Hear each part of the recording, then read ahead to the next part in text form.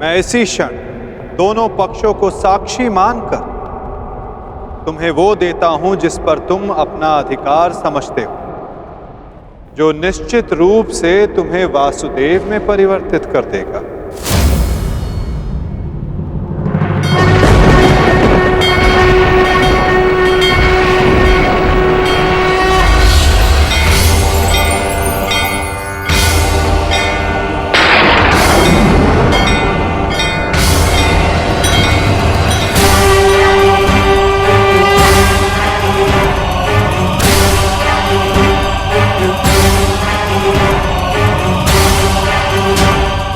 ये लो पौंड्रक, वो अस्त्र जिसका वास्तविक वासुदेव के पास होना अनिवार्य है।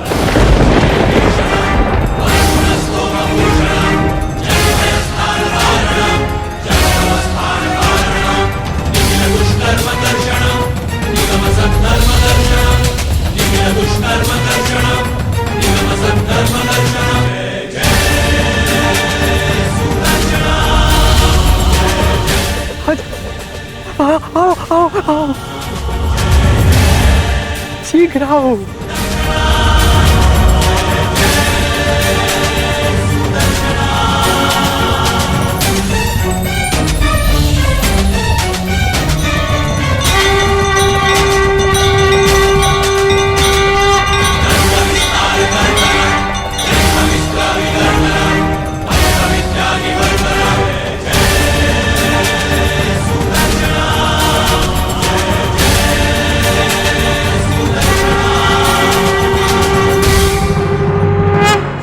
अंततः वो समय आ गया जिसकी मुझे बरसों से प्रतीक्षा थी। मुझे मेरा सुदर्शन चक्र मिल गया मुझे मेरा सुदर्शन चक्र। अब मुझे परास्त कोई नहीं कर सकता, क्योंकि मैं अब सर्वशक्तिशाली हूं। मैं वासुदेवा।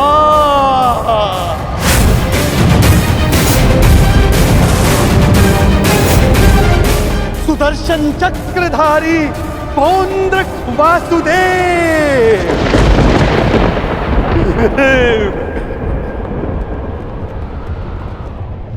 अब समझा मूर्ख सूत पुत्र कि वास्तविक वासुदेव कौन है?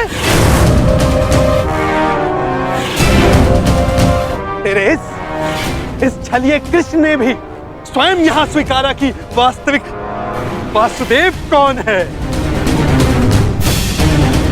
यदि अब तूने मुझ पर कोई प्रहार करने का दुस्साहस किया तो अब तू भली भांति जानता है कि मुझसे बुरा और कोई नहीं होगा। क्षण भर में वध कर दूंगा तेरा।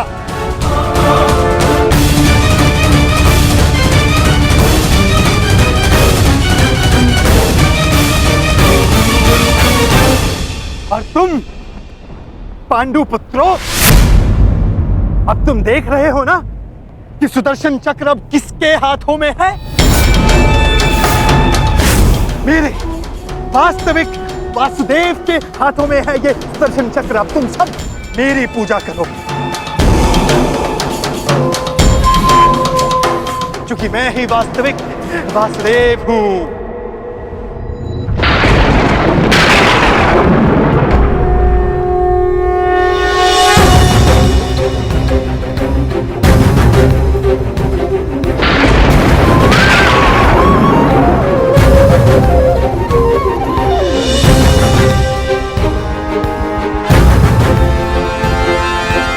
चक्र का भार क्यों बढ़ता जा रहा है?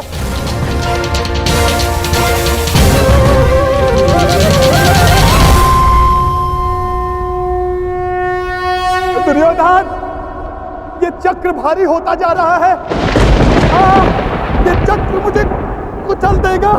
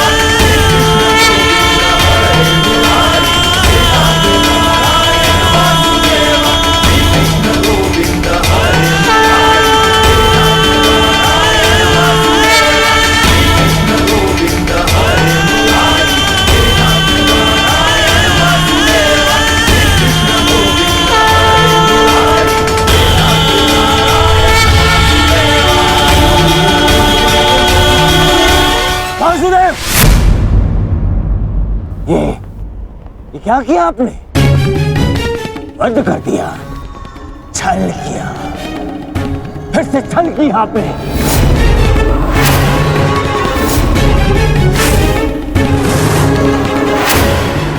ये उचित नहीं किया आपने वासुदेव, नहीं किया उचित। शांत दुर्योधन।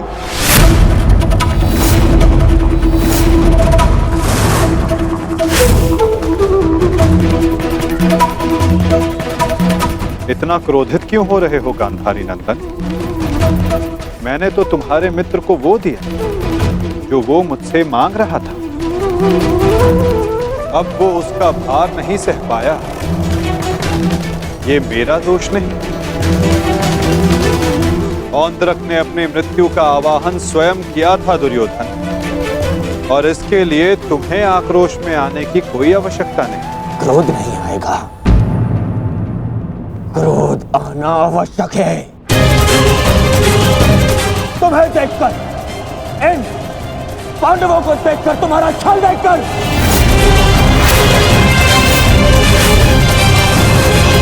कैसा छल दुर्योधन? तुम्हारा मित्र पौंद्रक मेरा वेश धारण करता रहा, वो मेरी शक्ति, मुझे मिले सम्मान से आकर्षित हुआ। वो मेरे जैसा बनना चाहता था, परंतु वो ये नहीं समझ पाया कि शक्ति और सम्मान किसी का वेश धारण करने से, किसी का रूप धारण करने से नहीं मिलती। शक्ति और सम्मान मिलता है परिश्रम से, कर्मों से। यदि लौह को सुनहरे रंग से पोत दिया जाए तो उससे आभूषण नहीं बनते दुर्योधन। स्वर्ण बनने के लिए कड़ी अग्नि परीक्षा देनी होती है, कसौटी पर खरा उतरना पड़ता है दुर्योधन। और तुम्हारा मित्र सुदर्शन चक्र की कसौटी पर खरा नहीं उतर पाया, और अंततः उसने अपना नाश कर लिया। तुम्हारी हानि पर मुझे खेद है दुर्योधन, परंतु पौंद्रक के अंत पर नहीं, क्योंकि उसके कर्मों का फल ही यही है।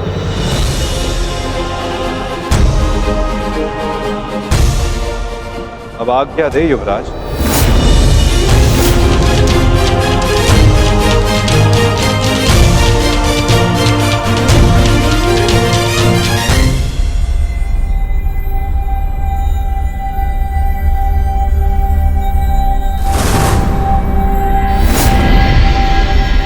कल युद्ध के नियम निर्धारित किए जाएंगे गांधार राज। जब युद्ध क्रीड़ा में नियम निर्धारित किए जा रहे थे तब वहां मैं उपस्थित नहीं था, परंतु इस बार उत्सुक हूं ये जानने के लिए कि इस युद्ध में अपनी विजय के लिए आप क्या नियम बनाएंगे गांधार राज।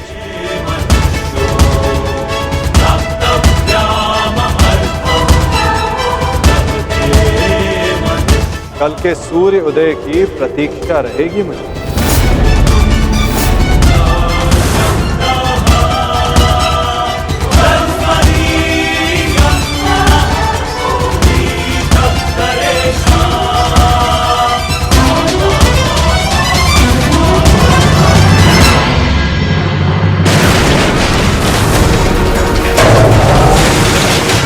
क्या हो गया? ये क्या कर रहे हो तुम?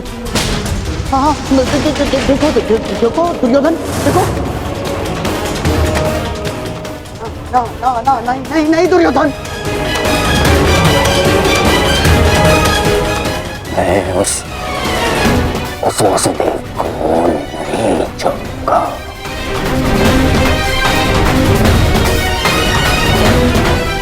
ना दुर्योधन को नहीं छोड़ूंगा। ये क्या कर रहे हो? क्या कर रहे हो तुम दुर्योधन? ईश्वर के लिए शांत हो जाओ। देखो कुछ नहीं होगा, मैं बता रहा हूँ, विश्वास रखो मुझ पर। आप शांत हो जाइए, अन्यथा मैं आपको शांत कर दूंगा। नहीं, देखो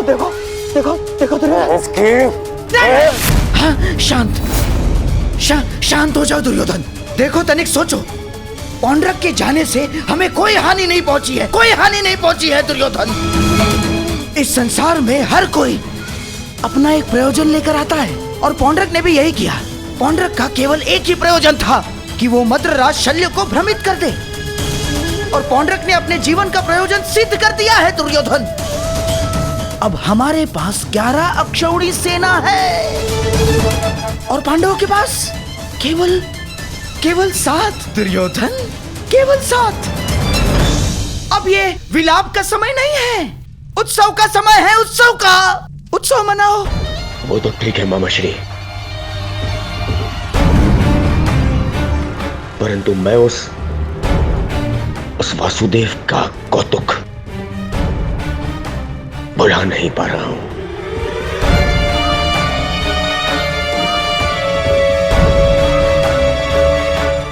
हाँ हाँ, देखो सब ठीक हो जाएगा दुर्योधन। हाँ? तुम बैठो बैठो बैठो। अब ये सब कुछ छोड़ो ना दुर्योधन। देखो युद्ध में वो कृष्ण छलिया कुछ नहीं कर पाएगा। पूछो क्यों? तो निहत्था है वो। अब इस समय हमारा पक्ष सबल है, हमारा पक्ष, और पासा हमारे हाथ में है दुर्योधन, हमारे हाथ में। कैसा पासा? अब देखो, कल युद्ध के नियम निर्धारित किए जाएंगे। ऐसे नियम बनाऊंगा कि पांडव पक्ष आ जाएगा, और फिर वो छलिया कुछ नहीं कर पाएगा, वो छलिया।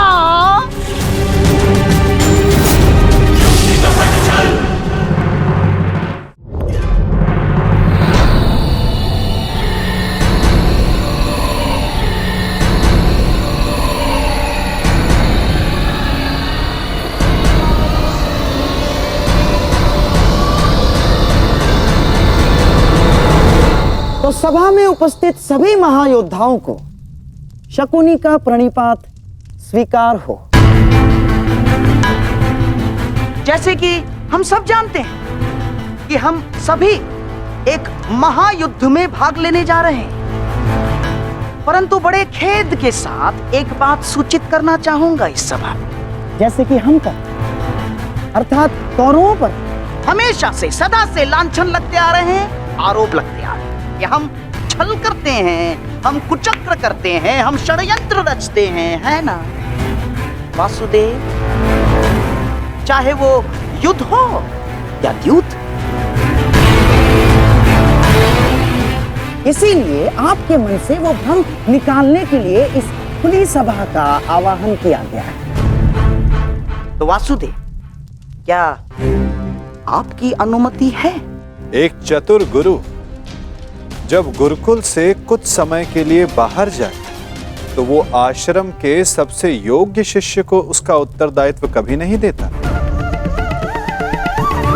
वो आश्रम के सबसे नटखट शिष्य को ही इसका उत्तरदायित्व सौंपता है। क्योंकि जब बिलाव को माखन की रखवाली के लिए स्वयं बिठा दिया जाए तो किसका साहस कि वो माखन चुरा सके। अर्थात आपको भी अनुमति अवश्य है गांधार राज।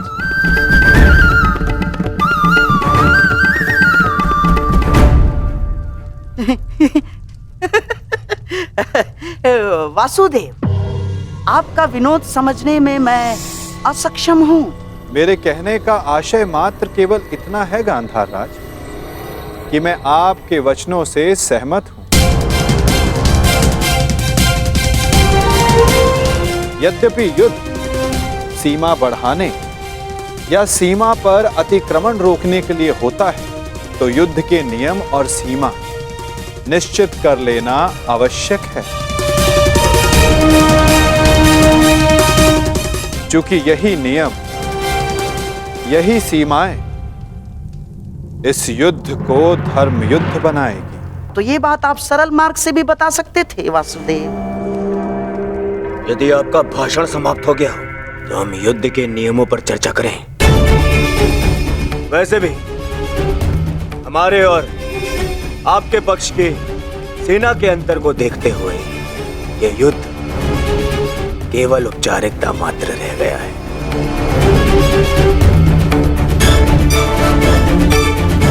नियम बने या ना बने, हमारी विजय निश्चित है।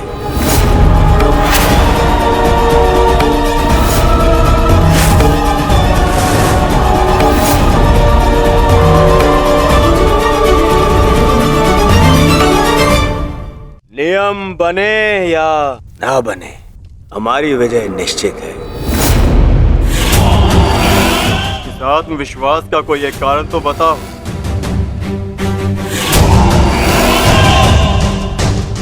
था दुर्योधन? मैं एक नहीं, दो नहीं, तीन कारण बताता हूं। जो समझ आए चुन लेना।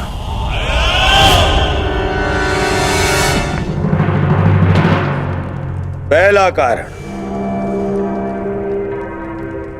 पितामह भीष्म जिन्हें इच्छा मृत्यु का वरदान है।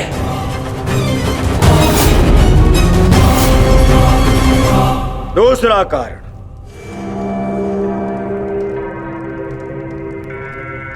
आचार्य द्रोण जिन्होंने तुम पांडवों को शस्त्र संधान की शिक्षा दी है।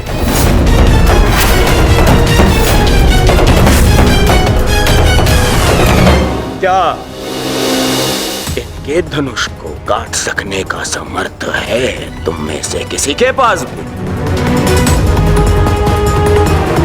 इनका समर्थन भी मेरे पास में। तीसरा कारण,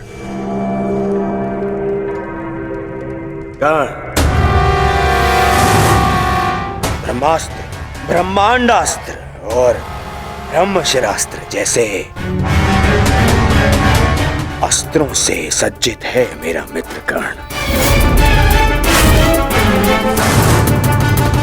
जिसका बाण तुम्हें विजय प्राप्त करने नहीं देगा और जिसका कवच मुझे पराजित नहीं होने देगा।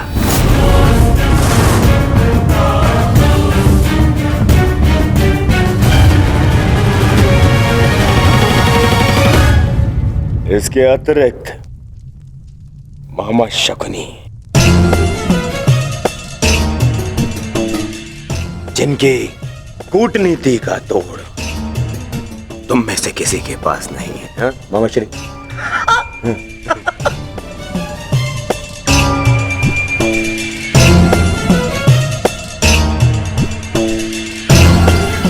भद्रराज शैल्य, नारायणी सेना। अब अरे ये तो 3 से अधिक कारण हो गए, है ना अर्जुन? जिसके पास इतने सारे कारण हो उसे कौन पराजित कर सकता है?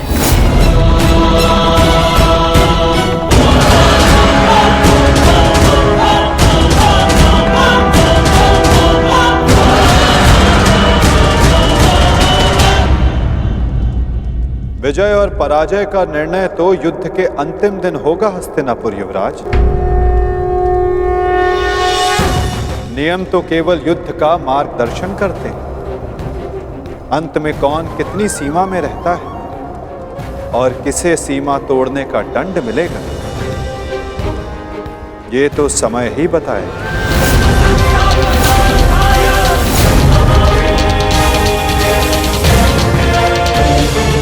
नियम तो केवल युद्ध का मार्गदर्शन करते हैं। अंत में कौन कितनी सीमा में रहता है और किसे सीमा तोड़ने का दंड मिलेगा, ये तो समय ही बताएगा। उचित है वासुद, परंतु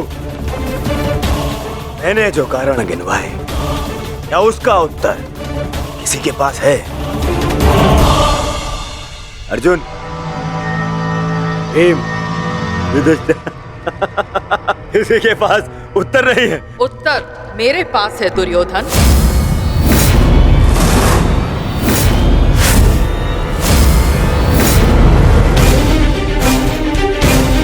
मैं नया जन्म लेके आऊंगी भीष्म, तुमसे प्रतिशोध पूर्ण करने।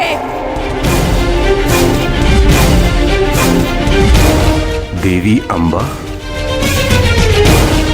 प्रतीत होता है गांधारी नंदन युद्ध को भी युद्ध समझ बैठे हैं। युद्ध के पासे भले ही किसी एक के संकेत पे पड़ते हो, परंतु युद्ध के पासे कभी भी पलट सकते हैं। उत्तम विचार द्रुपद नंदिनी, परंतु एक बात समझ में नहीं आई। आप यहाँ क्या कर रही हैं? यहाँ युद्ध के नियम बन रहे हैं, आभूषण नहीं। मेरे आभूषण मेरे अस्त्र है गांधार नरेश। रहा आपके प्रश्नों का उत्तर कुमार दुर्योधन, तो मैं आपको बता दूं कि पांडव पक्ष में आपके हर योद्धा की काट है। तुम्हारे कवच कुंडलधारी मित्र कर्ण का उत्तर है द्रोण शिष्य पशुपतास्त्रधारी कौन्तेय अर्जुन। आपकी अगली सुरक्षा पंक्ति आचार्य द्रोण। तो कदाचित आप भूल रहे हो तो मैं आपको स्मरण करा दूं कि मेरे भाई धृष्टद्युम्न का जन्म द्रोण का वध करने के लिए हुआ है। रही बात आपके प्रिय मामाश्री की, नारायणी सेना की, तो मैं आपको बता दूं स्वयं नारायण पांडवों के मार्गदर्शक है। और शेष रहे आपके कुशल अनुभवी सेनापति गंगा पुत्र भीष्म, तो उन्हें मुक्त करने के लिए मैं स्वयं आप सबके सामने खड़ी हूं।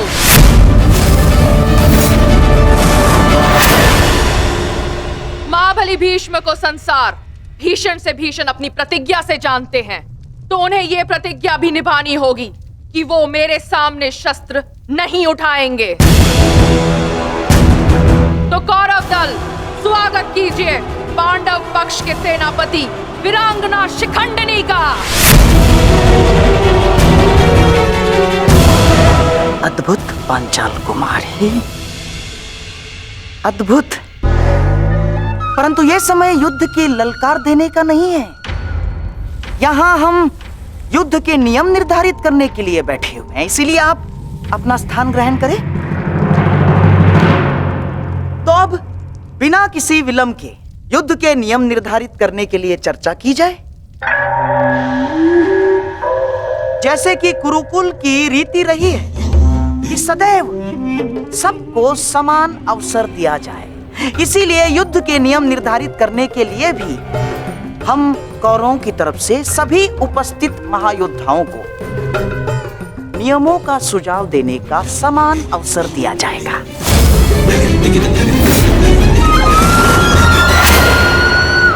और हाँ, मैं ये जानता हूं कि पांडव पक्ष मामा श्री शकुनी का मुख अधिक समय तक नहीं देख सकते, इसीलिए मैं अपना सुझाव आरंभ में ही दे देता हूं। समस्त आर्यव्रत में युद्ध चाहे जितने भी दिन चले, परंतु आरंभ सूर्योदय से होता है और सूर्यास्त होते ही युद्ध भी थम जाता है। परंतु इस बार नियम में एक छोटा सा परिवर्तन होगा। सूर्यास्त के पश्चात भी युद्ध पर विराम नहीं लगेगा, तब तक जब तक अंधकार इतना सघन न हो जाए कि योद्धाओं को मशाल के प्रकाश में भी कुछ दिखाई न दे।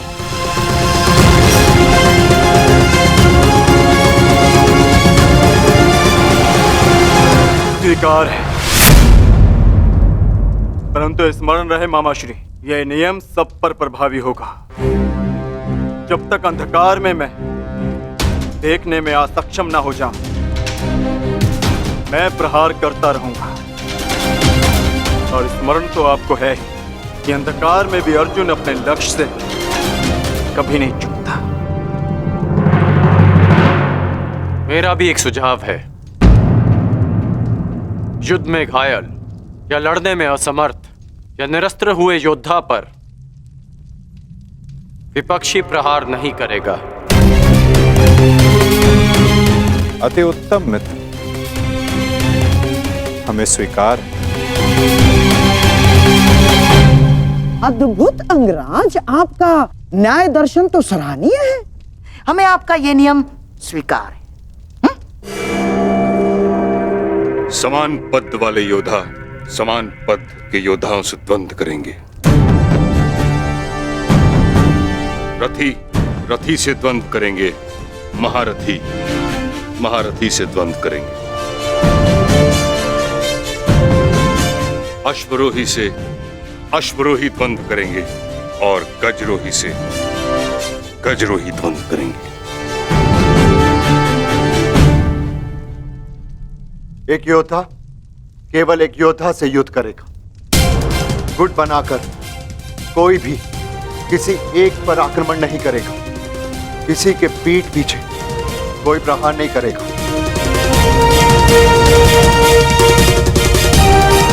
यदि विपक्षी ने पहले छल किया तो क्या प्रतिपक्षी को उसका उत्तर देने का अधिकार है? वो योद्धा की सोच पर निर्भर करता है विकोदर। एक महत्वपूर्ण नियम, इस युद्ध में वही योद्धा एक दूसरे का सामना कर सकता है जिसके पास समान रूप से अस्त्र, शस्त्र और शक्ति होगी। दुर्बल पर प्रहार करना निषेध होगा। और इस युद्ध में गदाधारी गदा युद्ध के नियम से और धनुर्धर धनुर्शस्त्र के युद्ध से युद्ध करेंगे। और सबसे महत्वपूर्ण नियम, इस युद्ध में किसी भी प्रकार का छल, कुचक या षड्यंत्र नहीं होगा। स्मरण रहे। हमें स्वीकार है।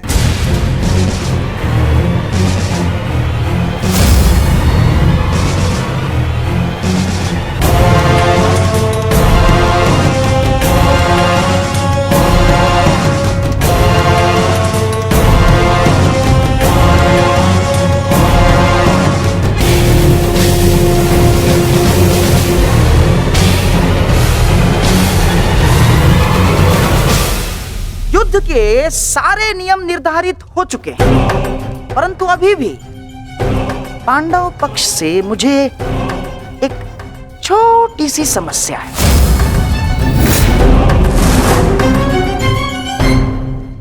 युद्ध के सारे नियम निर्धारित हो चुके हैं, परंतु अभी भी पांडव पक्ष से मुझे एक छोटी सी समस्या है।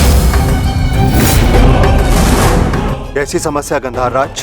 धर्मराज ना, अर्थात ये युद्ध समान पद, बल, शक्ति और हम पुरुषों के मध्य हो रहा है, तो आपके दल में एक स्त्री क्या कर रही है?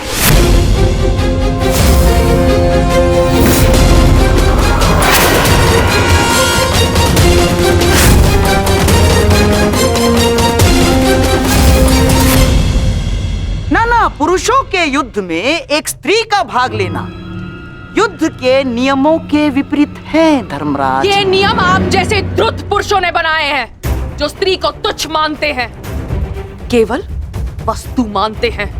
शिव शिव शिव शिव शिव शिव शिव शिव, ये क्या कह रही हैं आप? ये नियम तो स्वयं महादेव ने बनाए हैं। महादेव, आपको स्मरण है ना, जब देवी पार्वती ने असुरों का नाश करने के लिए माता काली का रूप धारण किया था, तो स्वयं महादेव ने भी उन्हें रोकने के लिए अपने बल का प्रयोग नहीं किया ना, अपितु वो स्वयं माता काली के समक्ष नतमस्तक हो गए।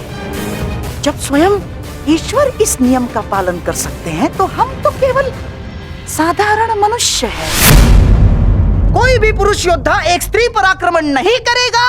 यही युद्ध के आधारभूत नियमों में से एक है।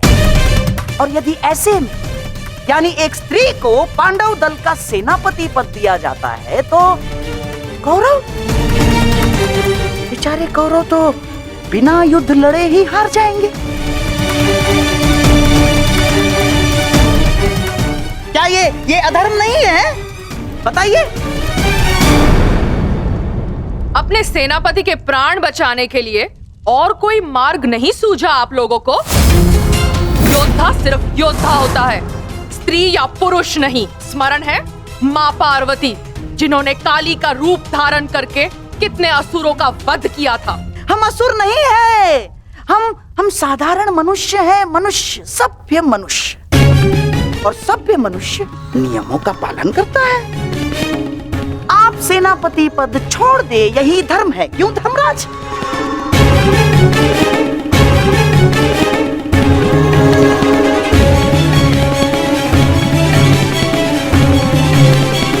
हाँ, तो सबके समक्ष युद्ध के सभी नियम निर्धारित हो चुके हैं। हाँ, परंतु अभी भी किसी के मन में शंका कुशंका हो तो यहाँ अपने विचार प्रकट कर सकते हैं।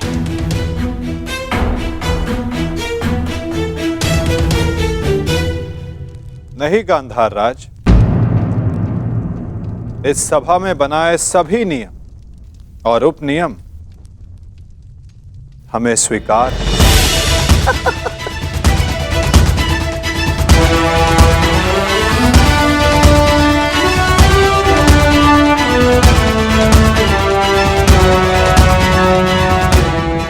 प्रणिपात। प्रणिपात।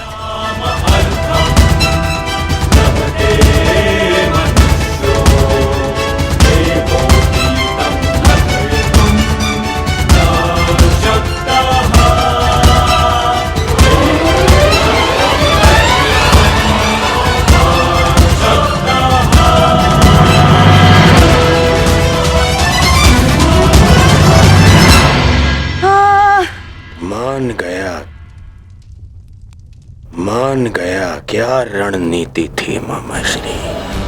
आपकी रणनीति को मैं मान गया मामाश्री। आपकी रणनीति का उत्तर तो आज कृष्ण के पास भी नहीं था।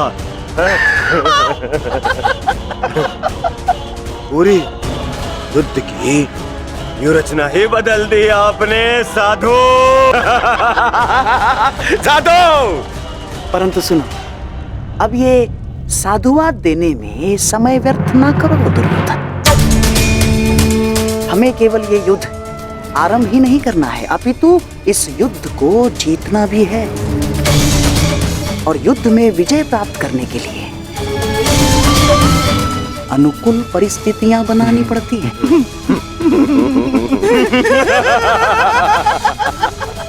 बहुत चतुर बन रहे थे ये पांडव, बहुत चतुर। परंतु अब इन्हें ज्ञात हो गया होगा कि इनकी हार निश्चित है। हमने जो चाहा वही हुआ है दुर्योधन।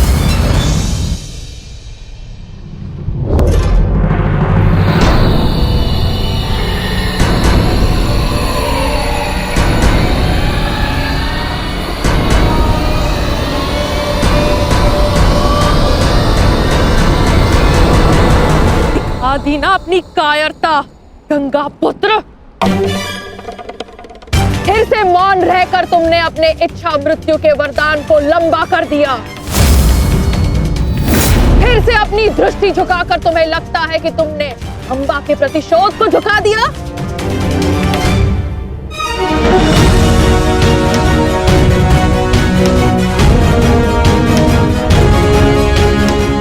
आज सिद्ध कर दिया तुमने कि जब अपने प्राणों का प्रश्न आएगा तो गंगा का बेटा भी अधर्म का मार्ग चुन सकता है।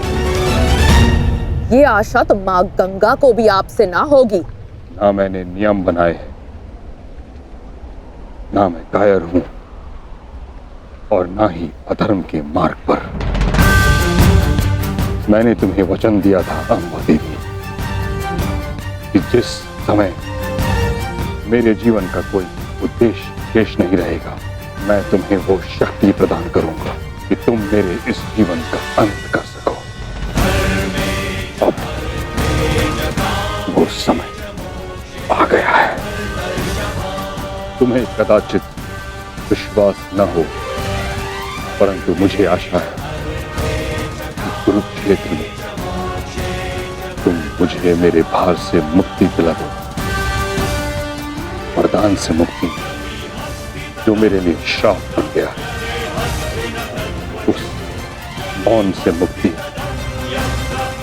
जो पाप बन गया है भीष्म। मेरे अंदर कोई आशाएं शेष नहीं।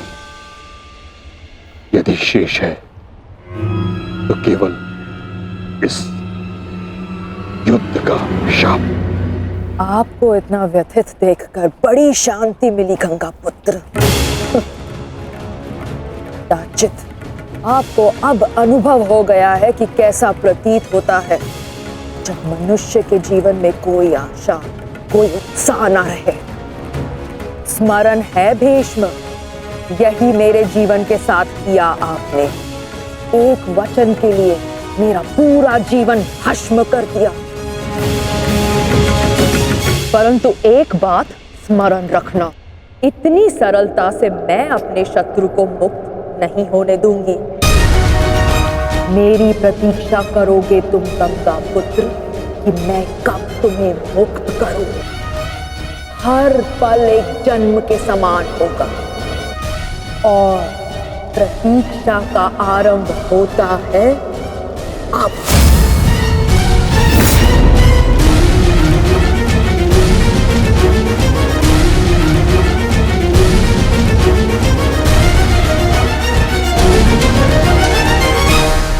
मैं उन्हें नहीं छोड़ूंगा जेस। उन्होंने हमारे साथ छल किया है।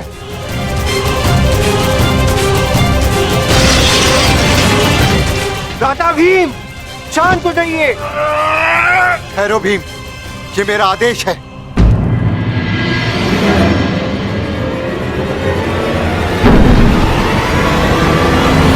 क्रोध केवल तुम्हें नहीं आ रहा है, रक्त हम सबको उबल रहा है। एक और हमारे ही मामा श्री को छल के कारण हमारे विरुद्ध युद्ध करना पड़ रहा है, और दूसरी ओर बड़ी ही चतुरता से उन्होंने शिखंडिनी को युद्ध से दूर कर दिया। यह समय क्रोध का नहीं, कर्म का है। इस समय कौरव सेना के पास 11 क्षणी सेना है और हमारे पास केवल 7। इस समय हमें हमारी शक्ति को एकत्रित करना होगा।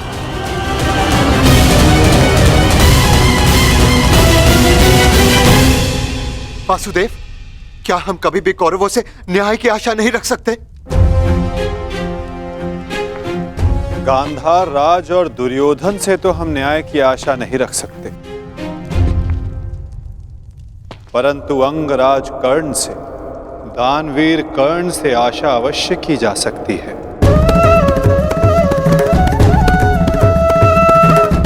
कि वो युद्ध में न्याय का पालन करेंगे, अपने वचन दान का मान रखेंगे।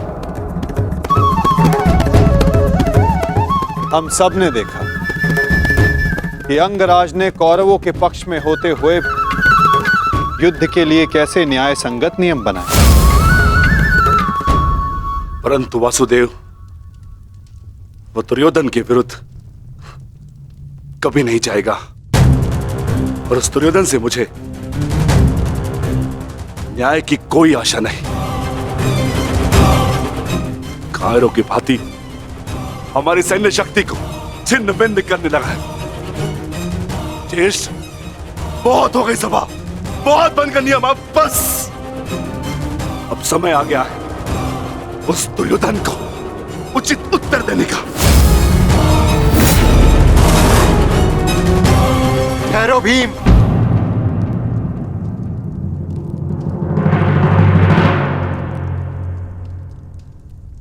युद्ध का समय अभी नहीं हुआ है अनुज।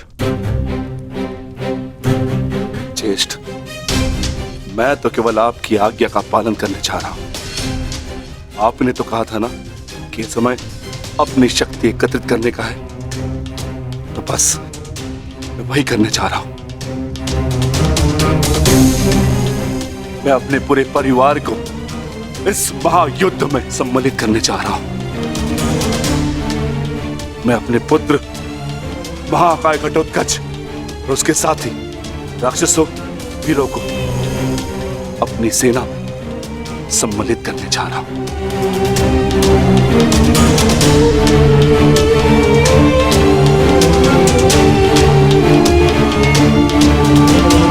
तुम उचित कह रहे हो अनुज। तुम्हें शीघ्र अतिशीघ्र यहां से प्रस्थान करना चाहिए।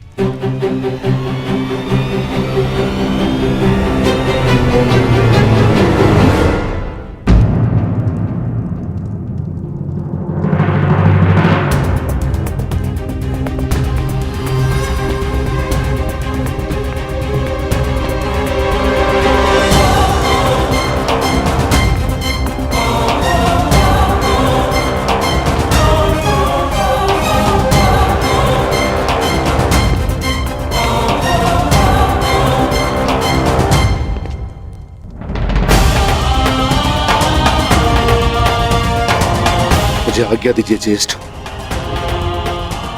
मैं प्रस्थान कर रहा हूं।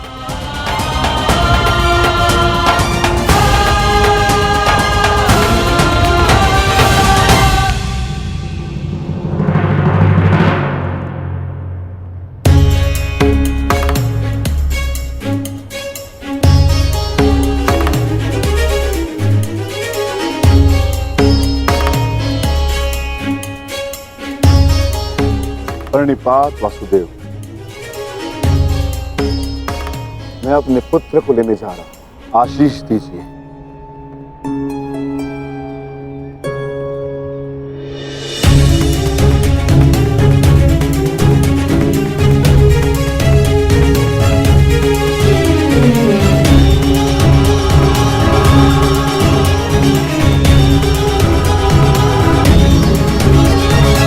क्या हुआ माता? आप अचानक बाहर क्यों आ गए? और आप इतने विचलित क्यों? मैं विचलित नहीं हूं पार्थ, बस तनिक अशांत हूं। अशांत? मैं समझा नहीं माता। युद्ध होता ही ऐसा है पार्थ, जो मन को अशांत कर दे।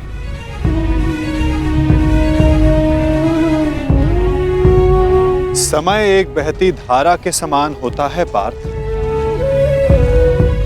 धारा का स्वर हमारे मन को आनंदित करता है, परंतु ये आवश्यक नहीं कि उस धारा का स्वर सदैव हमारे मन को आनंदित ही करे, उसे विचलित ना करे। फिर ये विचलन क्यों माता?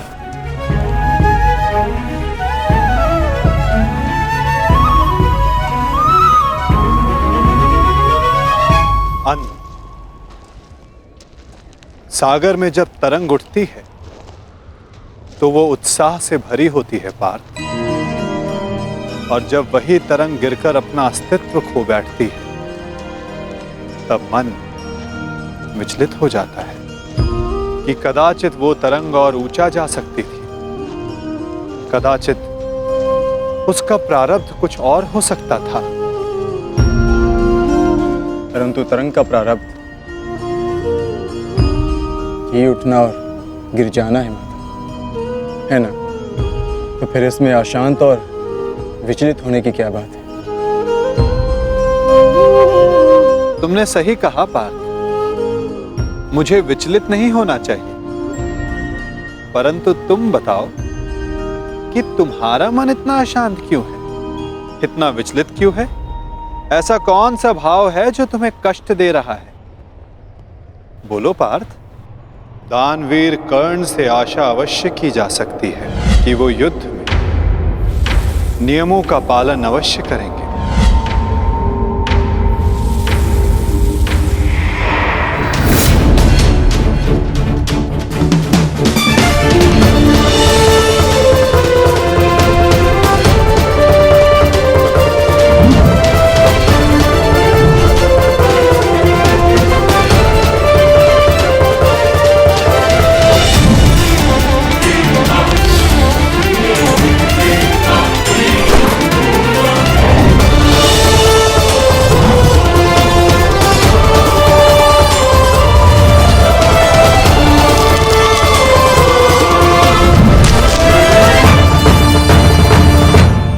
वाह, कितना अद्भुत धनुधर है ये।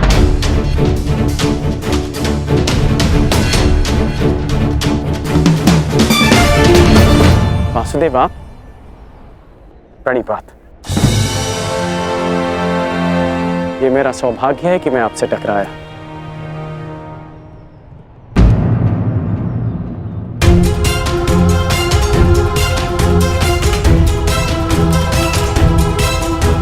सौभाग्य और दुर्भाग्य के लिए धन्यवाद और तानों का पात्र समय होता है अंगराज,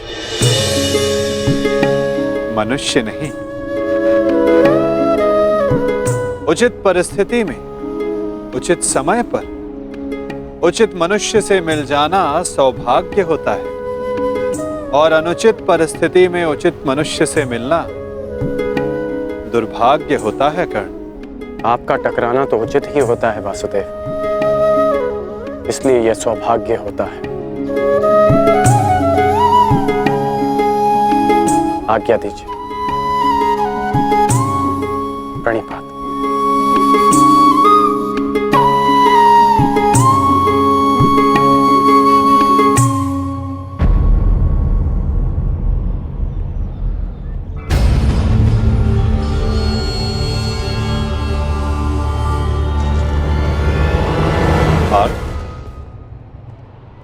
इसके शब्दों की भांति इसके बाण भी कितने अमोघ हैं ना। शब्दों का तो ज्ञात नहीं, परंतु लक्ष्य भेद करने के लिए मेरे बाण कर्ण से अधिक शक्तिशाली और तीव्र हैं माधव। और ये बात आप भली भांति जानते हैं। आज किसी के शब्दों में धार दिखाई दे रही है पार्थ।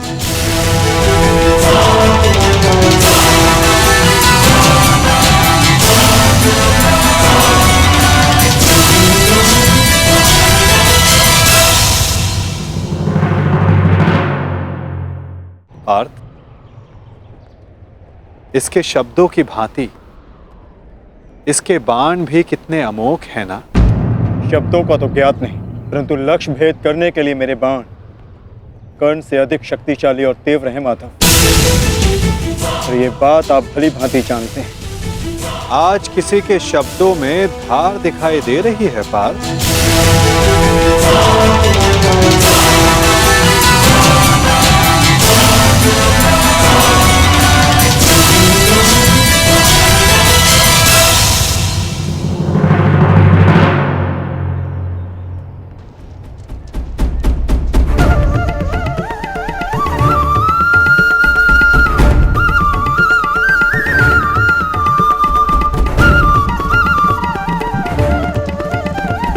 अब बता भी दो अपने सखा को, ऐसी कौन सी बात है जो प्रतिपल तुम्हें और अधिक अशांत किए जा रहे हैं पार्थ। आप तो ऐसे कह रहे हैं माधव, जैसे कि आप तो कुछ जानते ही नहीं। कैसे जानूंगा, मैं कोई अंतर्यामी थोड़ी ना हूं। वाह माधव,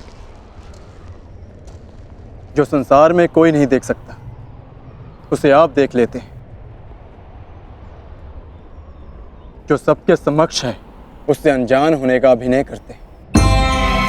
आप भली भांति जानते हैं इस बात को मैं इतना व्यग्र क्यों हूं। क्यों आपके विचारों पर, आपके समय पर उसका अधिकार है।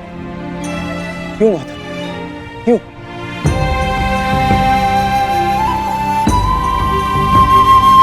प्रशंसा उसकी की जाती है पार्थ जो प्रशंसा के योग्य होता है। महत्व उसे दिया जाता है जो महान होता है। और समय उसे दिया जाता है जो स्वयं समय को परिवर्तित करने की शक्ति रखता हो। और मैं क्या, कर्ण की कुशलता और लगन को देखकर उस पर कोई भी मोहित हो सकता है। ऐसा कोई नहीं जो कर्ण की कुशलता को अनदेखा कर सके। केवल उनके जो उसके प्रति ईर्ष्या रखते हैं। बस बस माधव, रुक जाइए।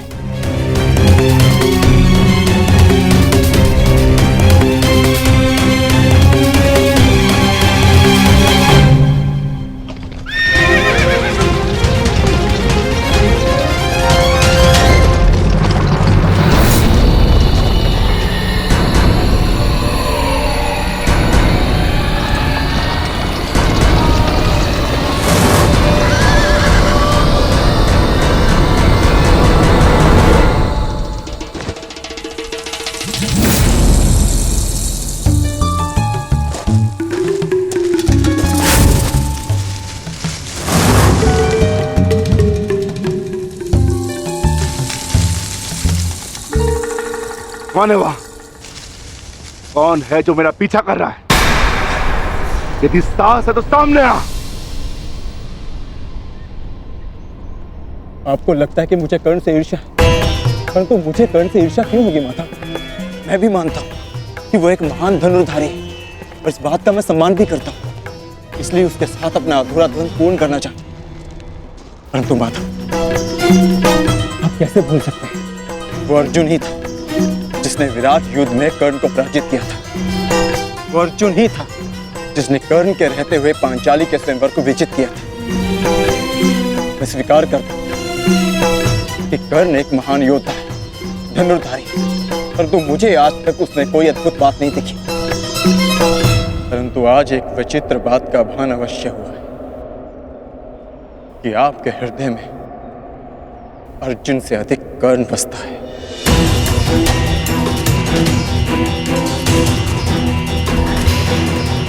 पार्थ, विराट युद्धगाह में तुमने नहीं, सूर्यास्त ने उसे परास्त किया था।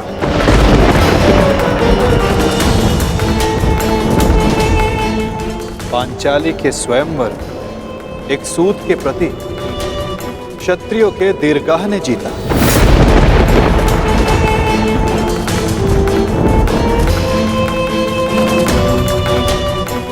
और रही बात मेरे मन में सम्मान की, तो पार्थ, मेरे मन में, मेरे हृदय में जितना सम्मान तुम्हारा है, उतना ही सम्मान अंगराज कर्ण का है। पार्थ,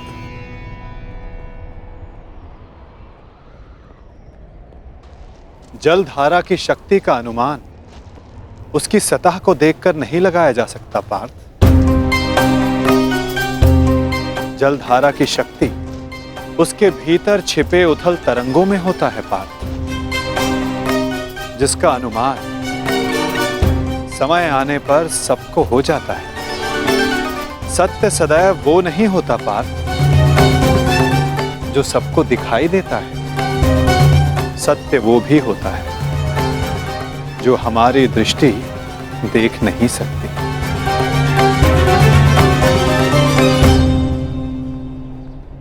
और बहुत शीघ्र तुम्हें उसका अनुमान भी हो जाएगा।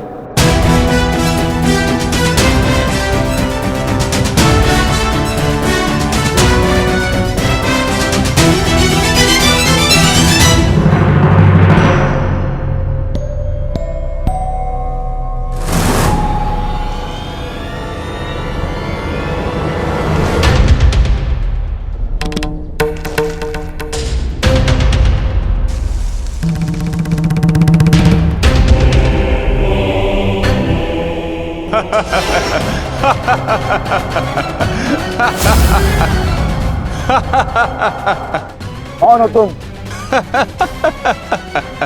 तुम्हें अनुमान भी है? किस पर हंस रहे हो? जानते हो मैं कौन हूं? तो मेरा नाम क्या है? बता दीजिए ना भद्र। आपका रूप देखकर तो भय लगता नहीं, कदाचित आपका नाम इतना भयंकर हो जिसे सुनकर मेरी हंसी चली जाए। तुम जानते हो मैं कौन हूं? यदि मैंने अपना परिचय दे दिया तो तुम श्वास भी नहीं ले पाओगे। और यदि मैंने आपके कर्मों का दंड दे दिया तो आप अपना नाम भी भूल जाएंगे भद्र।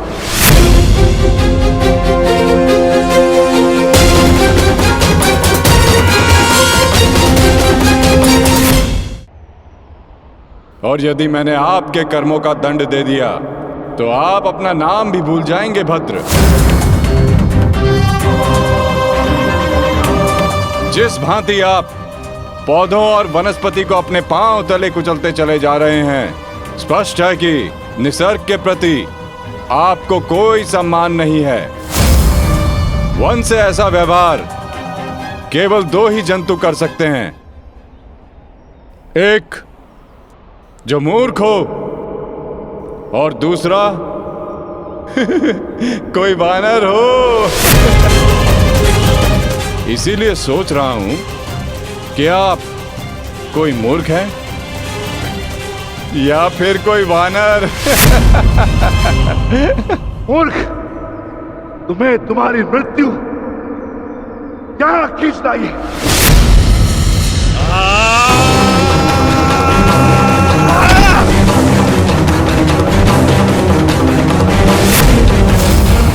बड़ा चतुर बनता है, तुझे अभी मैं सिखाता हूं कि बड़ों के साथ कैसे व्यवहार करना चाहिए।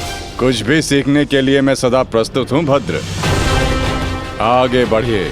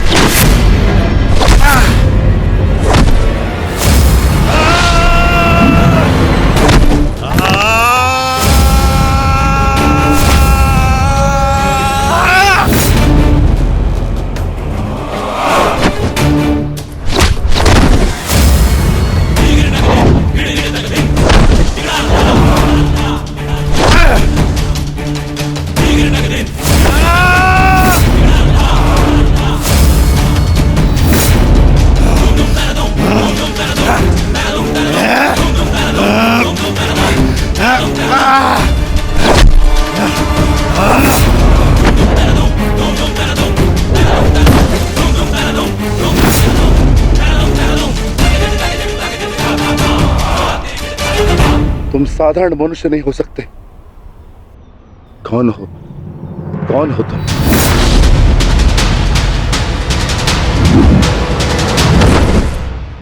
कहा था ना, अपना परिचय देना भूल जाओगे। अब सुनो मेरा परिचय। मैं हूं बर्बरीक, घटोत्कच पुत्र बर्बरीक।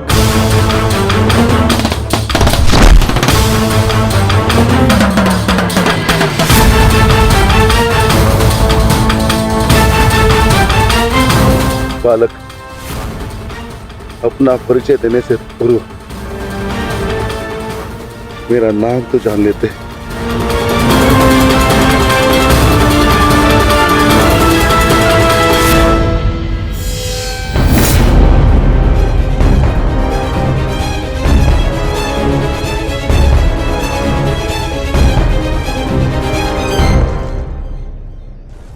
क्षमा चाहता हूं माता, परंतु एक बात जानना चाहता हूं।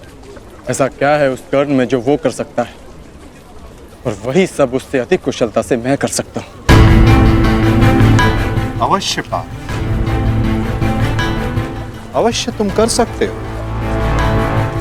परंतु कर सकने में और कर लेने में बड़ा अंतर होता है पार्थ। अर्थात?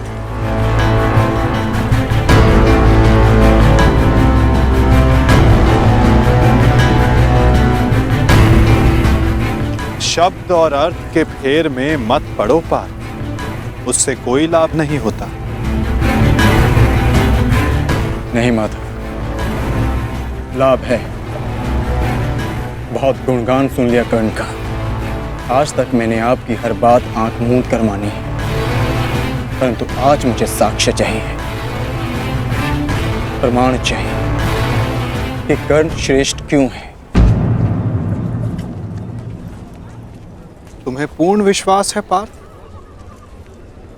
कि तुम प्रमाण पाना चाहते हो? हाँ माता। ठीक है अर्जुन, मैं तुम्हें सिद्ध करके दिखाता हूं। कदाचित उसके पश्चात तुम्हें विश्वास हो जाए। यदि फिर भी विश्वास ना हुआ तो?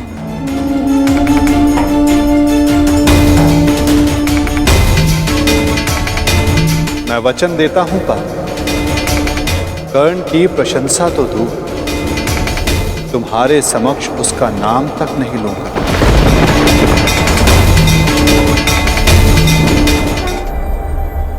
कदाचित उसके पश्चात तुम्हें विश्वास हो जाए।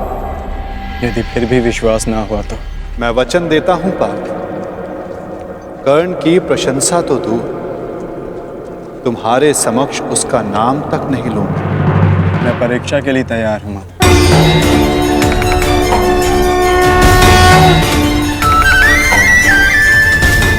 उन दो पर्वतों को देख सकते हो पार्थ?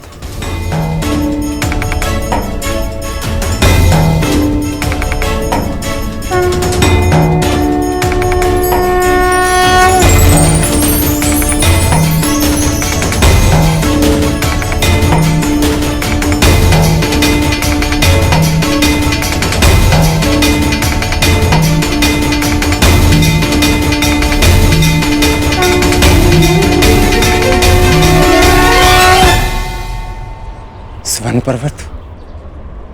हाँ पार्थ, अब ये दोनों पर्वत स्वर्ण में परिवर्तित हो चुके हैं।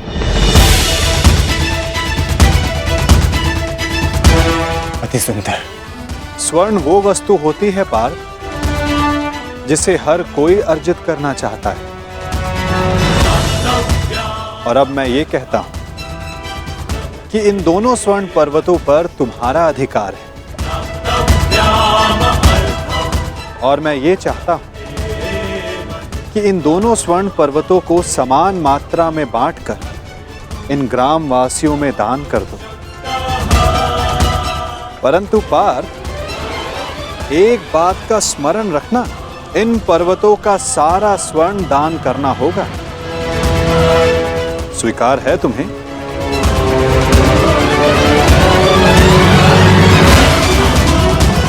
मुझे स्वीकार। आज्ञा दीजिए मां। ग्रामवासियों,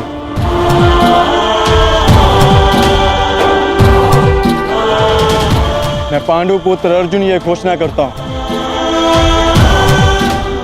ये दोनों स्वर्ण मेरु समान मात्रा में विभाजित करके आप सबको दान में दिए जाएंगे।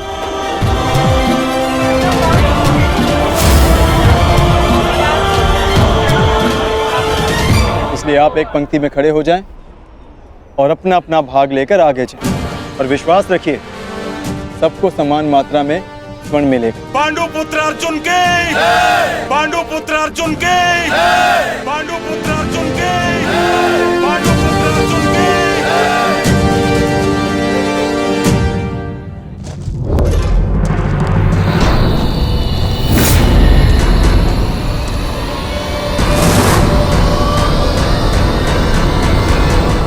ये क्या है पुत्र? अब कौन सी समस्या उठा लाए अपने कंधे पर? हाँ बार्बरिक, कौन है ये? और इनकी ये दशा किसने की?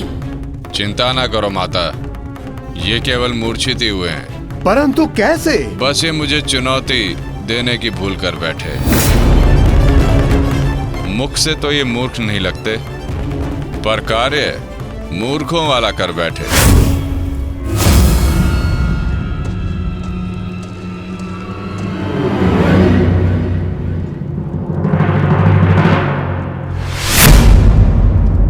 पिताश्री, पिताश्री, पिताश्री, पिताश्री, पिताश्री, मारवी, पानी लेके आओ। क्या हुआ पिताश्री? क्या हुआ? ये क्या अनर्थ कर डाला तुमने? तुम्हें पता भी है ये कौन है? ये पिताश्री है मेरे, तुम्हारे पितामह मध्य पांडव महाबली भीम है ये, जिनका सम्मान करना चाहिए उन पर प्रहार कर उनको अपमानित कर दिया। लज्जा आती है मुझे कि तुम मेरे पुत्र हो। हाँ, जो तुमने किया वो मूर्खता नहीं, पाप है।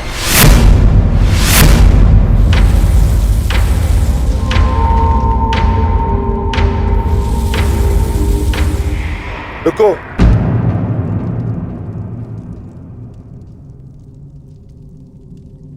पिताश्री, मैं अपने मूर्ख पुत्र की ओर से क्षमा मांगता हूं।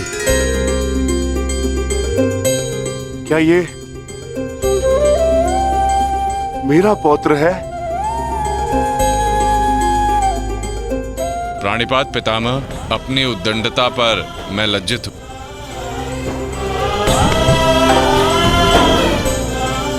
और मैं गर्वित हूं कि तुम मेरे पौत्र हो।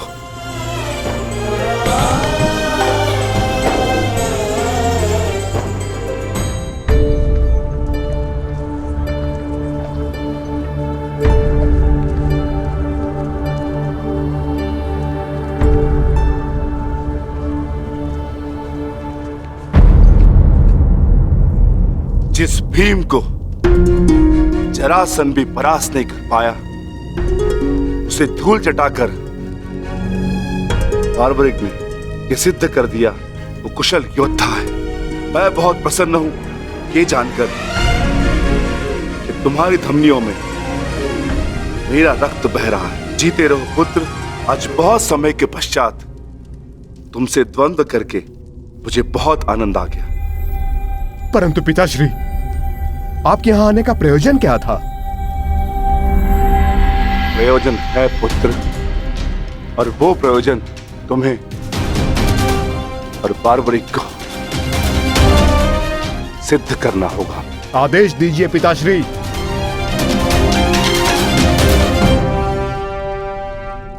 कौरवों और हमारे मध्य महायुद्ध आरंभ होने वाला है। तुम मेरे वंश के वीर हो। हमारे पक्ष को शक्तिशाली बनाने के लिए मुझे इस महायुद्ध में मेरे परिवार की आवश्यकता है। मुझे मेरे कुशल और बलवान पुत्र और पौत्र की आवश्यकता है। क्या तुम मेरा साथ दोगे?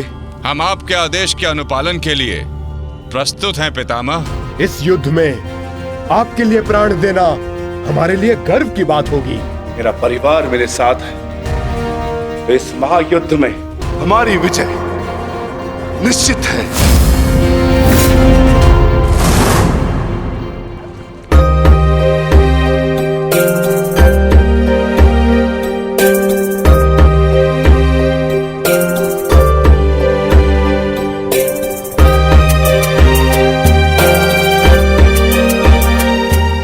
ये लोग तो पहले भी अपने भाग का स्वर्ण ले चुके हैं।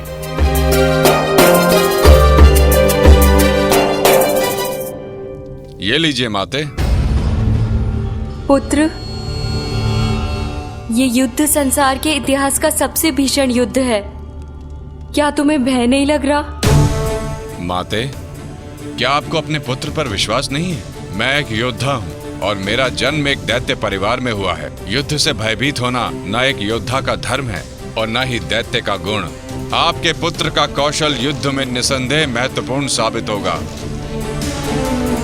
मैं नहीं जानता कि कौन उचित है और कौन अनुचित, कौन दोषी और कौन पीड़ित। मैं युद्ध लड़ूंगा तो केवल न्याय के लिए। अपने रण कौशल, प्रतिभा और साहस से सबको आश्चर्यचकित कर देगा आपका पुत्र। मुझे तुम पर गर्व है पुत्र। मैंने स्वयं को वचन दिया है माते कि युद्ध में मैं निर्बल पक्ष की ओर से ही लड़ूंगा। चले पुत्र। अवश्य पिताश्री।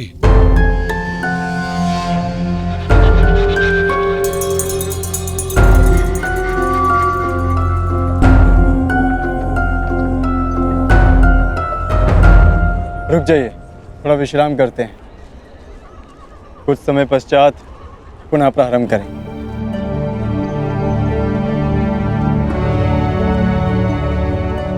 क्षमा चाहता हूँ माधव, परंतु मैं ये जानना चाहता हूँ कि आपकी ये परीक्षा कब समाप्त होगी। अभी तक तो मैं आधा पर्वत भी नहीं बांध पाया और थकान सा अनुभव कर रहा हूँ। पार्थ, अभी तो तुम्हारी परीक्षा का आरंभ हुआ है और तुम इतना शीघ्र थक गए। थक तो मैं गया ही हूँ माता, परंतु पराजय स्वीकार नहीं करूंगा। क्षमा चाहता हूँ माता, परंतु अभी तक मुझे आपकी इस परीक्षा में आपका उद्देश्य समझ नहीं आया। ठीक है पार्थ, मैं तुम्हें अपना उद्देश्य बताता हूं। इस कहानी का दूसरा कोण तुम्हारे समक्ष लाता हूं। अब तुम्हें स्वर्ण नहीं बांटना है, बस यहां खड़े रहकर जो कुछ भी घटित होगा उसका साक्षी बनना है।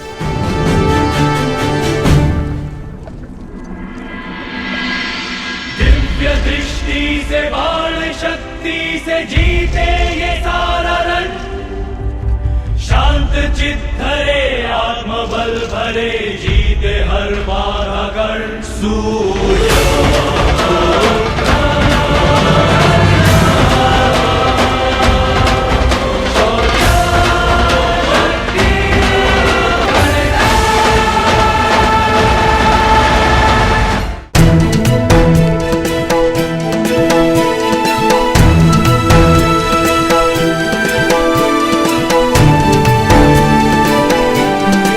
प्रणिपात वासुदेव।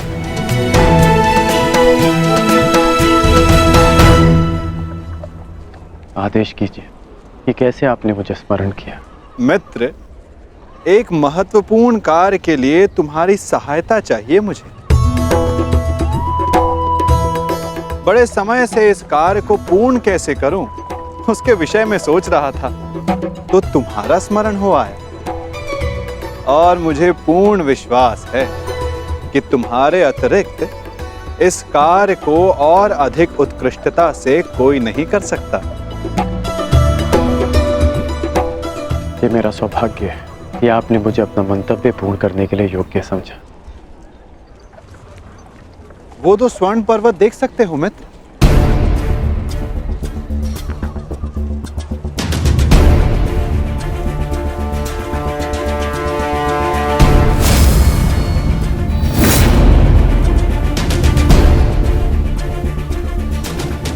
अब इन स्वर्ण पर्वतों पर तुम्हारा अधिकार है, और मैं चाहता हूं कि इन स्वर्ण पर्वतों को तुम समान मात्रा में बांटकर इन ग्राम वासियों में दान कर दो। परंतु एक बात का स्मरण रखना मित्र, इन दोनों स्वर्ण पर्वतों का सारा स्वर्ण दान करना होगा। जो आदेश वासुदेव।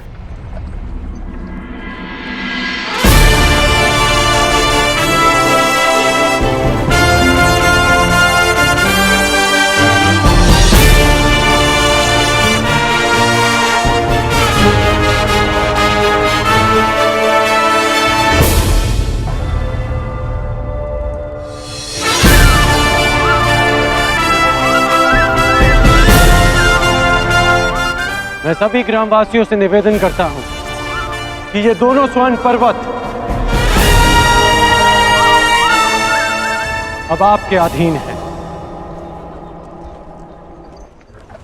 आप सब जाकर इस सारे स्वर्ण को आपस में समान भाग में बांट लें।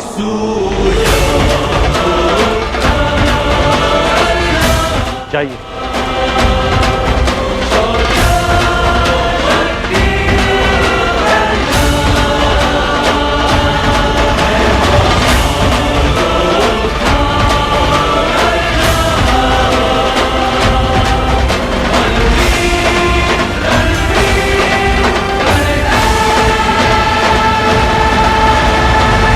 प्रणिपात।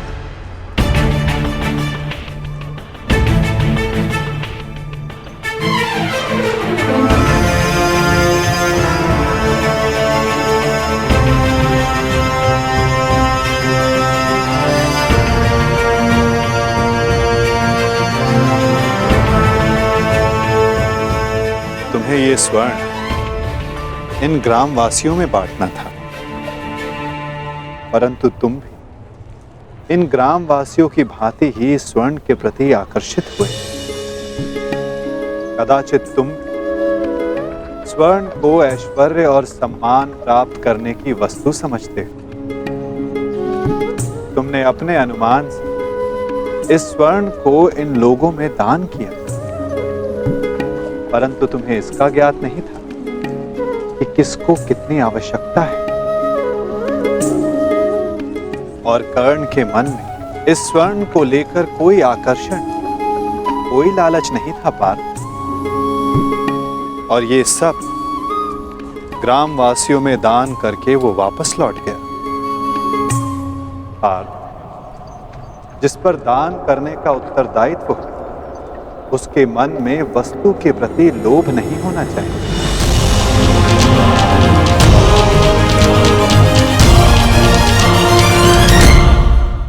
तुम्हारे मन में ये इच्छा थी कि तुम्हारा न्यायपूर्वक ये स्वर्ण दान करने के लिए ये लोग तुम्हारी प्रशंसा करें। और कर्ण के मन केवल कर्म करने की इच्छा थी पार्थ, फल पाने की नहीं। ये वितरांग गुण, ये विरक्ति मनुष्य का लक्ष्य पाने की, उसका दान करने के संकल्प को दर्शाता है। एक समय था पार्थ कि तुम केवल चिड़िया की आंख को देखते थे, परंतु आज तुमने केवल चिड़िया की आंख को नहीं, पूरी चिड़िया को देखा। उसकी चाह पूर्ण करने की राह को देखा। और यही अंतर है तुम में और कर्ण में पार्थ। वही अंतर जो एक सामान्य मनुष्य और विशेष मनुष्य में होता है। मैं आपका तात्पर्य समझ गया माता, और ये भी समझ गया कि आपके हृदय में कर्ण का स्थान मेरे स्थान से ऊपर क्यों है। नहीं पार्थ, ऐसा नहीं है। तुम भी मेरे लिए अत्यधिक प्रिय हो, परंतु जैसा कि मैंने पहले भी कहा, जितना प्रेम, जितना सम्मान मेरे हृदय में कर्ण के लिए, उतना ही प्रेम, उतना ही सम्मान तुम्हारे लिए भी मेरे हृदय में है पार्थ। परंतु कर्ण के प्रति मैं तुम्हारा दृष्टिकोण बदलना चाहता हूं।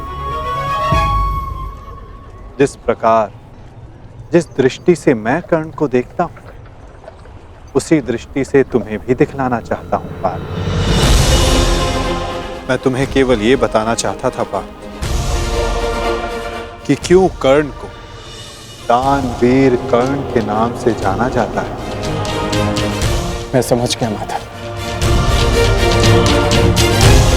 आप धन्य हैं।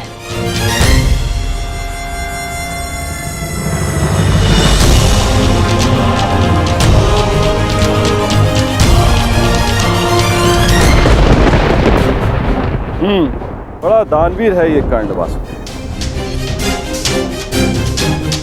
आपकी परीक्षा तो पूर्ण हो गई, अब मेरी बारी। अब मैं बताऊंगा कि दानवीर होने के नाम पर कितना बड़ा ढोंग कर रहा है ये कर्ण। अब केवल अर्जुन को ही नहीं, पूरे संसार को ज्ञात होगा ये सूर्यपुत्र कर्ण कितना महान दानवीर है।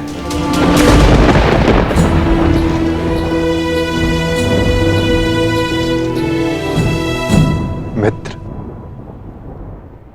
तुम्हारी परीक्षा अभी पूर्ण नहीं हुई है। तुम्हारी इस दानवीरता की सबसे विकट परीक्षा अभी शेष है मित्र।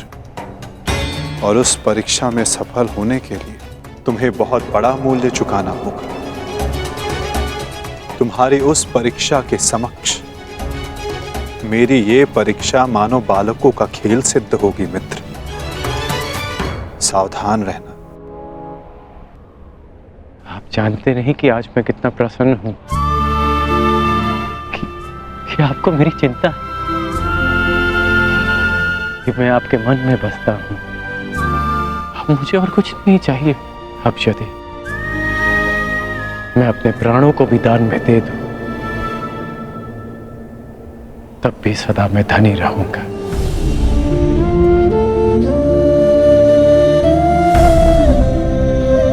बड़ी बात वासुदेव।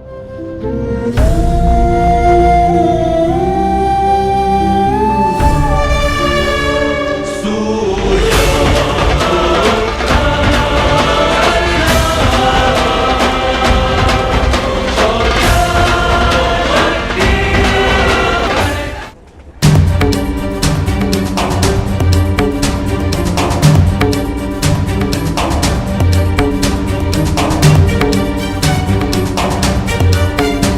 हुआ माधव?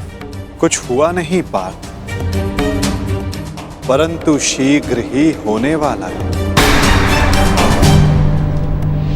पार्थ, प्रतीत होता है कि तुम्हारे भ्राता विकोदर वापस लौट आए हैं।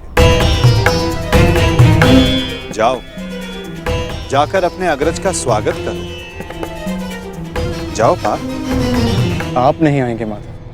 तुम जाओ पार्थ, मैं कुछ समय पश्चात आता हूं।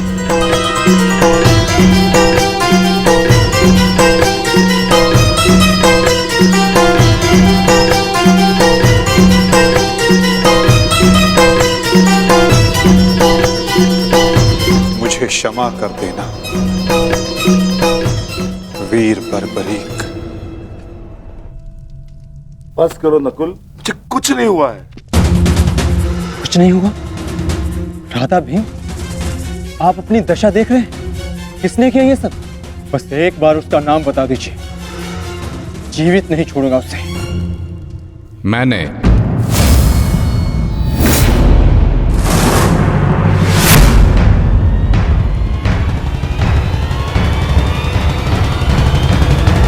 कौन हो तुम दुशासी? आपका पौत्र पितामह।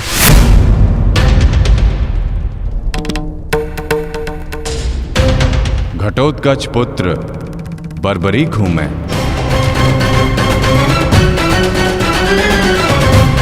इसकी मार से जो चिन्ह मेरे शरीर पर पड़े हैं, इसका अर्थ तुम समझते हो अर्जुन? इसका अर्थ है कौरवों पर हमारी विजय तो निश्चित है अनुज।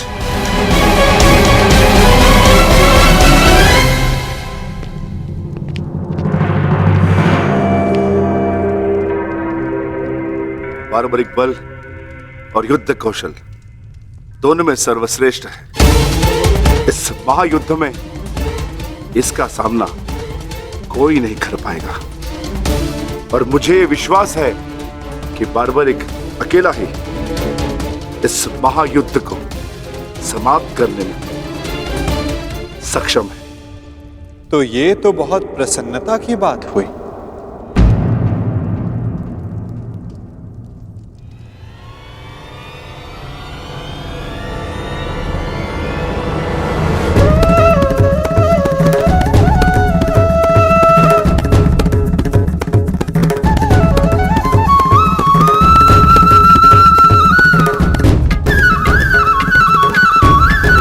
वासुदेव,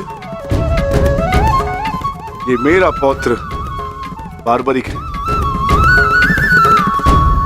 बार्बरिक, ये मेरे भगवान कृष्ण।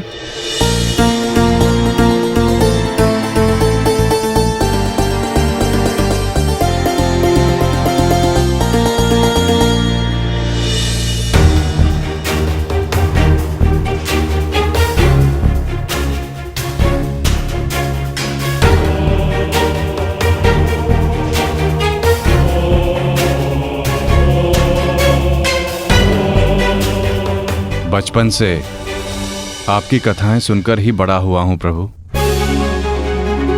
आप मेरे स्वप्न में आते थे। मैंने देखा कि आप ही मेरे मुक्ति मार्गदर्शक हैं।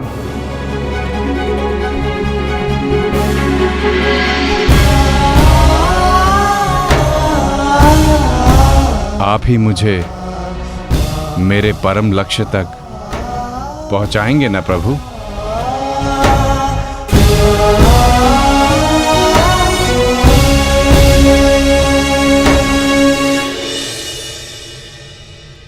तो तुम्हें लगता है बर्बरीक कि तुम स्वयं ही अकेले इस युद्ध को समाप्त कर सकते हो? आप आदेश दें तो। और ऐसा करने के लिए तुम्हें कितना समय चाहिए बर्बरीक? आप सब बताएं कि आपके अनुमान से कितना समय लगना चाहिए? जो भीम ने बताया उसके अनुसार 1 माह। 1 पखवाड़े में भी हो सकता है। 2 दिन। नहीं, केवल एक दिन।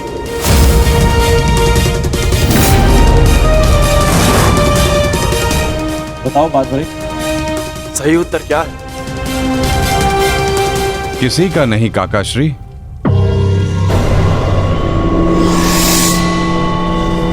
तो बताओ बर्बरी, कितना समय लगेगा तुम्हें? केवल उतना जितना 3 बाणों का संधान करने में लगता है।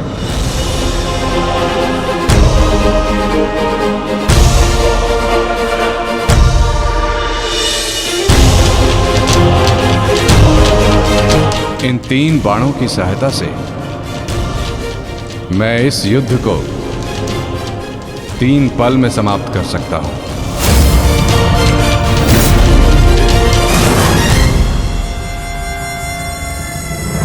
चाहे जितने भी शत्रु मेरे समक्ष हों, इन 3 बाणों से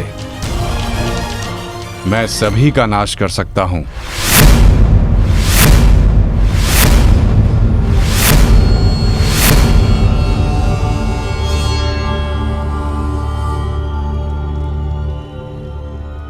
मैं केवल कथनी पर विश्वास नहीं करता बर्बरी, मुझे करनी का प्रमाण चाहिए। दे सकते हो? तुम राधे नहीं कुंती पुत्र हो, स्वयं सूर्य नारायण के अंश हो तुमका। जब तुम्हारा जन्म हुआ मैं अविवाहित थी पुत्र, क्या करती मैं, मुझे तुम्हें त्यागना पड़ा। क्रोध, अशांति, पीड़ा ध्यान केंद्र में सबसे बड़ी बाधा है। अपने क्रोध को, अपनी अशांति को, अपनी पीड़ा को शस्त्र बनाकर इसका उपयोग करो। कौन? उपयोग करो।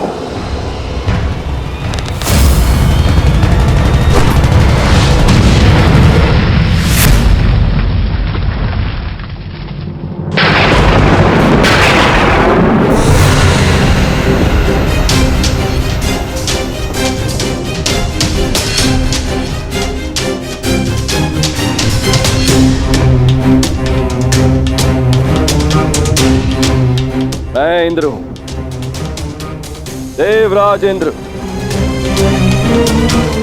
सूर्य को भी अपने नियंत्रण में कर सकता। तो तुम क्या हो? जितना भी अभ्यास करना है कर लो। धनुष से बाण चला लो। हाल के बिना योद्धा को मरना ही होता है।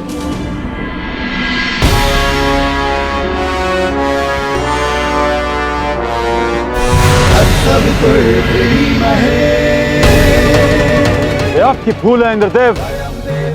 यदि आप अपने पुत्र का प्रहार बन सकते हैं तो मैं भी अपने पुत्र की ढाल बन सकता हूं। मेरे मार्ग में बाधा मत बनिए सूर्यदेव। जितना प्रयास करना है कर लीजिए, परंतु इस दानवीर कर्ण को कोई नहीं बचा सकता। आप करना क्या चाहते हैं इंद्रदेव? वही जो मैं सदा से करता आया हूं, अपने शत्रु की दुर्बलता से लाभ उठाना।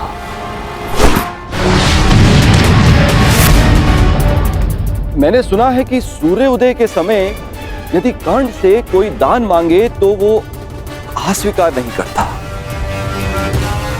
मांगने वाले को निराश नहीं करता, दान अवश्य देता है। अर्थात कर्ण की दुर्बलता उसकी दान वीरता है और उसकी शक्ति वो कवच और कुंडल। तो जन्म से ही उसके लिए आपका आशीर्वाद है। जब एक ब्राह्मण दान में उससे वो कवच कुंडल मांगने जाएगा तो इस संसार को पता चलेगा कितना महान है ये सूर्य पुत्र कर्ण। यदि दान दिया तो मेरे पुत्र अर्जुन के हाथों अपने प्राण खोएगा, और यदि नहीं दिया तो मेरे हाथों सम्मान। सूर्यदेव, इन दोनों ही परिस्थितियों में मुझे तो देवराज इंद्र की ही होनी। यह धर्म है इंद्रदेव। कवच और कुंडल कर्ण को उसके पिता का दिया हुआ उपहार है। यदि आपका पुत्र मेरे पुत्र को पराजित करने में असमर्थ है तो इस भांति आप एक बहुत ही नीच कार्य करेंगे। यह अनुचित है। इसमें अनुचित क्या है सूर्यदेव? आपने अपने पुत्र कर्ण की रक्षा के लिए उसे कुंडल और कवच दी है। मैं अपने पुत्र अर्जुन की रक्षा के लिए वो कुंडल और कवच छीन लेना चाहता हूं। मैं ऐसा कदापि होने नहीं दूंगा। वो तो आपकी क्षमता पर निर्भर करता है सूर्यदेव। आप जो करना चाहते हैं आप करने के लिए स्वतंत्र हैं। परंतु कल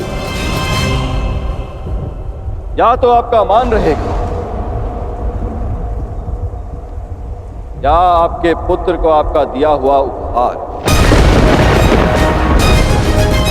मेरा पुत्र है वो सूर्यपुत्र कर्ण। शीघ्र ही आपको अपनी भूल की अनुभूति हो जाएगी। कल प्रातः संसार पर सूर्य का प्रकाश पड़े या ना पड़े, परंतु ज्ञान का प्रकाश आपकी बुद्धि पर अवश्य पड़ेगा।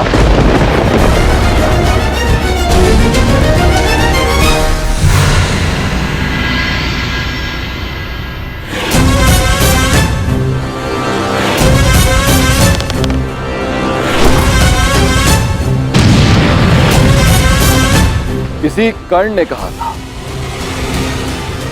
यह युद्ध एक यज्ञ है और यज्ञ को सफल बनाने के लिए त्याग और दान करना होता है। सूर्यदेव, तुम्हारे इस पुत्र कर्ण को अपने प्राणों का बलिदान देना होगा।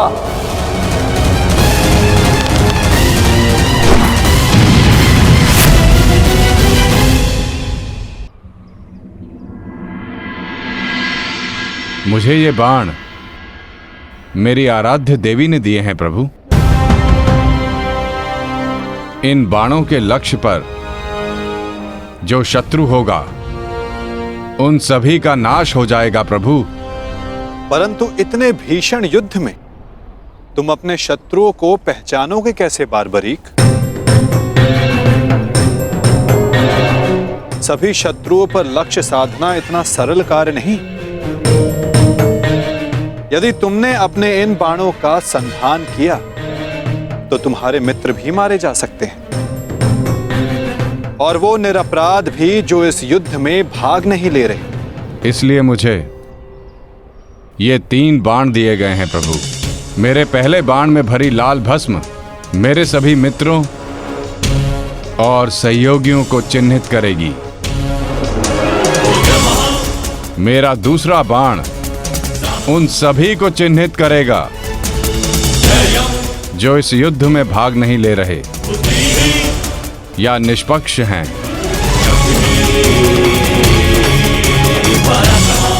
और ये तीसरा बाण एक क्षण में उन सभी का अंत कर देगा जिन्हें मैंने चिन्हित नहीं किया, अर्थात मेरे शत्रुओं का नाश। असंभव। मैं नहीं स्वीकारता। प्रत्यक्ष को प्रमाण की आवश्यकता नहीं है माधव। मैं यहां हूं, आप यहां हैं, और मेरे बाण भी। आप चाहें तो मेरा परीक्षण यहीं ले सकते हैं। बस लक्ष्य बताएं। तो ठीक है बारबरीक, लक्ष्य भी तुम्हारे समक्ष प्रस्तुत है। इस वृक्ष को देख रहे हो? इस वृक्ष के सभी सूखे पत्तों को अपना लक्ष्य बनाओ। परंतु स्मरण रखना बारबरीक, इस वृक्ष का कोई भी हरा पत्ता या कोई भी अध सूखे पत्ते का लक्ष्य भेदन नहीं होना चाहिए। स्वीकार है? आदेश का पालन होगा।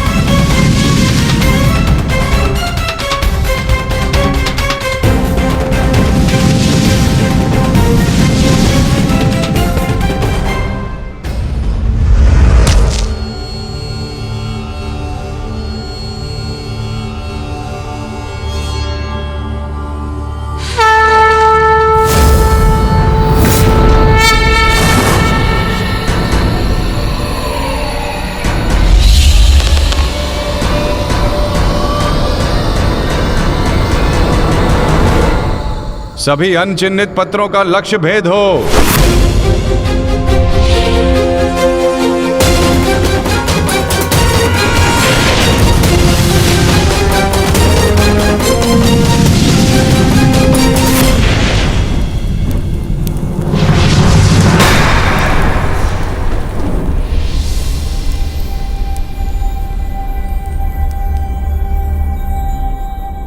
प्रतीत होता है कि कोई सूखा पत्ता शेष रह गया है बारबरीक। तुम असफल हुए। न मैं असफल हुआ हूं और ना मेरा तीर कोई लक्ष्य छोड़ेगा।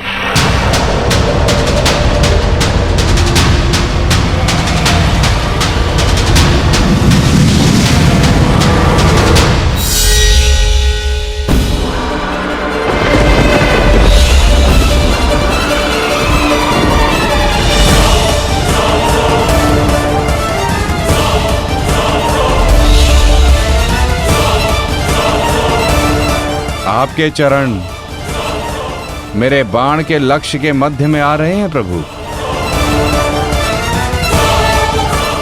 आपसे निवेदन है कि आप अपने चरण हटाइए प्रभु, अन्यथा ये आपके चरण को भेद देगा।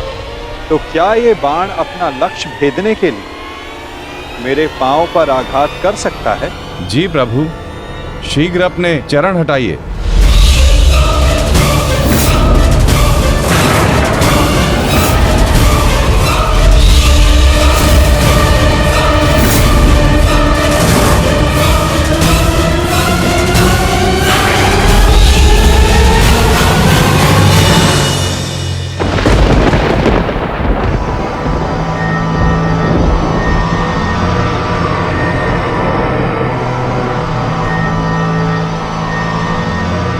ये क्या किया वासुदेव?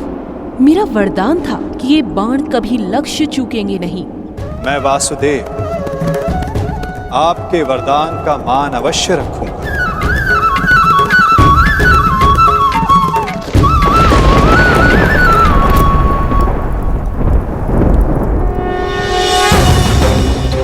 देवी, आपका ये बाण मेरा चरण भेद नहीं पाया, परंतु अब से मेरे शरीर का ये भाग सबसे दुर्बल होगा।